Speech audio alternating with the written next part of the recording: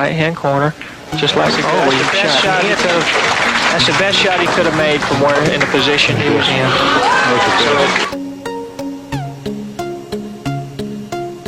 And possibly. And the cue ball's going to stop. You know, and that's a good shot. Yeah, that's an excellent shot. Considering the position he was in, he certainly got the most out of it. That's the best shot he could have. That's the best shot he could have made from where in the position he was in.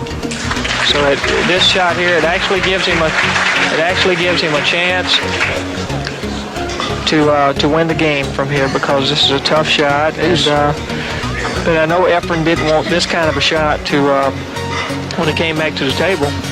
Well, he's looking to bank it. At least he walked over there, looked at the ball, see if there was a path to the pocket if he elected to bank it. But as thinly as he cuts balls, I don't see how he should. I'd be surprised if he cut it. I think the shot he's going to shoot here, Billy, he's going to spin it with outside and come around this way and shoot it in the right-hand corner, just like, oh, he shot inside. He spinned it with inside. Wow. Spinned it with inside, and it totally fooled me. Well, Efren will fool anybody. That's unbelievable, the shot he's made right there. I can't believe that. What confidence a person must have to do something like that? Well, the thing about it is, the shot that he just shot, he's so far away from the ball that he has to judge how much that ball's going to spin into the 6, because the ball is going to curve going down. Notice the position of the 7 and the 9. One might think that this should have been a detriment. He turns it around. Let's see, now he's got this tough shot here. I would think he was just going to thin this ball some way. You're right. Oh, he hit that so good. Did he hit that good? Wow. That's an awesome shot from there, and behind the 9 and 7. Awesome shot. Over a ball. Wow, what a shot. You know, there are actually rare times where we can actually use those fancy stroke shots that we practice.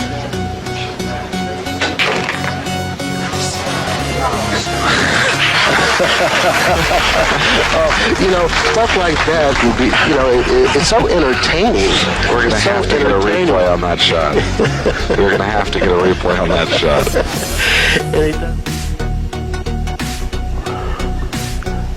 Watch this shot. The people out there in the audience can't see. The cue ball now bending around. A little hook follow. Side cushion. Clearing the 7. Not by much, but by enough, naturally. Ending up in perfect line for the 7. Now, who would have thought this was a 2-hit? I'm telling you, he was thinking about missing that. Well, that's part of the problem. You know, shouldn't be thinking about missing it. Well, he did the right thing. He was thinking about missing it. He got up off the shot and moved around a little bit.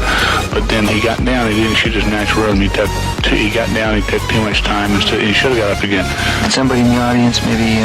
oh, well, it's something could have happened. I didn't notice. Well, something could have happened. Because that, of course, can take your eye right off the shot and make you miss a shot like that. Look at this. Look at this. Played both. He played both.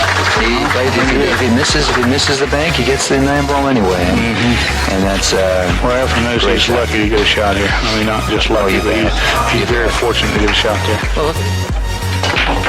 Whenever Reyes plays, crowds of people gather around in hopes of seeing something that's special.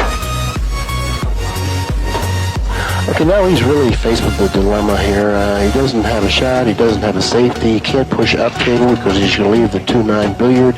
He can't push down table. He's going to find himself in another bad situation with George an easy hook. There is a possibility that he could push into the area between like the 8 and the right-hand side rail and leave George only the right, our left-hand side of the 2 ball, not allowing him to play the billiard. Exactly. And that's exactly what he's done. He's used his good pool knowledge, like David suggested that he might do, and he pushed it onto a position on the table where the billiard is now not available. Well, and you know, the thing about here, George's decision is he knows that Efren Reyes is obviously the magician when it comes to playing safeties like the one we're getting ready to see.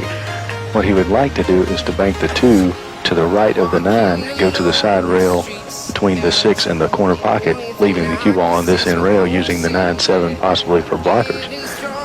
But that's very difficult from this position. So, Well, like you said, he's the master at circle. How about banking the 2 straight up table between the 4-7 and leaving the cue ball on the end rail? How about playing the 2 off of the 4, a shot that no one on earth saw except him, and which he also executed perfectly. So that's why he's called the magician, because when you feel that there's no out and there's no option available, he comes up with some kind of a shot, and then you say to yourself, as you scratch your head, think of that. Really describe this shot for us. We're going to see a replay as soon as Efren pockets the 9. Describe to the viewers what Efren did on this 2 ball. Well, Efren Reyes pushed out to where he is right now, not allowing Breedlove to accept the shot and make the bleed on the 9. So Breedlove very, very wisely said, Reyes, I don't know what to do here. Let's see what you can come up with. Notice there isn't a safety here. He doesn't have anything that looks like a safety or an offensive shot. So, he evaluated the situation. Look at the cue ball as close to that rail. What can you possibly do here? Let's take a look at this. 2 off of the 4. Boom, off the 4, into the pocket, boom, there it is. Now you see it, now you don't. That is incredible. Now, just like the modern-day one-pocket players have revised the game of one pocket, Reyes is maybe starting a precedent and saying, this is how straight ball should be played. Anyway, Johnny, even though we got a match angle on the break shot, it was the wrong way to do it, wasn't it? And this ball, you definitely can't hit with a high ball. No, this he one. punched his. And again, he got saved. Oh, he has the 1 ball, I believe, maybe. He might have the 1 ball. He's smiling. I love this guy. He smiles and laughs. He's got a personality of a king. Yeah, that he does.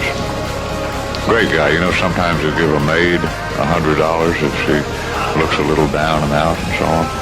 He's a class guy. He is a classy ball player. He's very good for the sport. Oh, no question about it.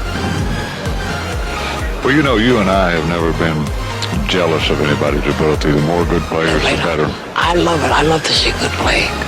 I love to see good players. And unique, Efren is. You can learn from him. I mean, he has different ways of going about things. He comes from a different country. Bank it across the side. See, I love this. This is aggressive straight pull. I like that.